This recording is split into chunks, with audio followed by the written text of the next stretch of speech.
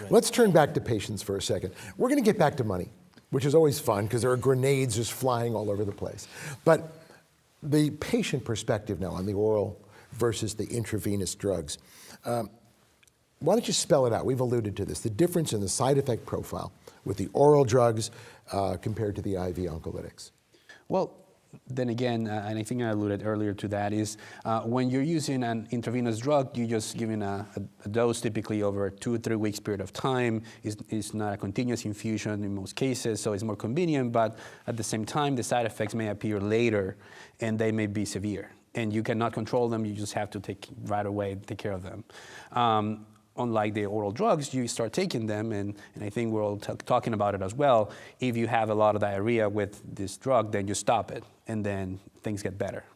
On the other hand, you may also have issues with absorption, for example, because it's not given through the vein, it's given through, like, by mouth, for example. So those side effects and the others can be different based on what we use it. And overall compliance, appropriate utilization, appropriate drug, like concentrations, I think is crucial. And I don't know if anything else. But what I'm hearing, and I'm not in the oncologic community, so I don't see this every day. But what you're describing in an IV regimen is, boom, side effects, okay, till the next time. But the oral drugs are always there. It's always and there. they're always on. And there are side effects. What do patients like better? It depends. You know, some I knew like you were oral, gonna say some like IV. I have patients that are young. They want to work. They want to go to work. They don't want to come to my office and sit for half a day. They will do anything to stay on an all-oral regimen, and they'll tolerate the side effects.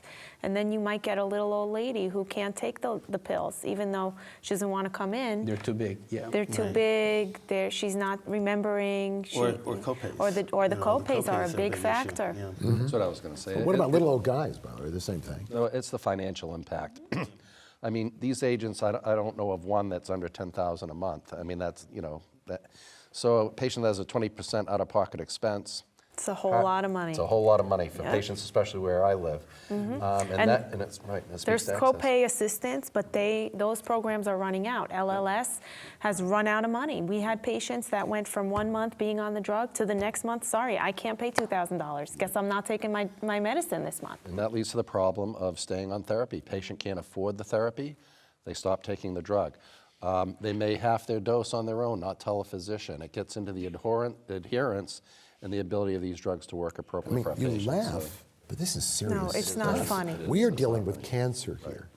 We're not dealing with the common cold. And if you are changing the dose of a medicine because you can't afford that dose, this has huge implications, doesn't it?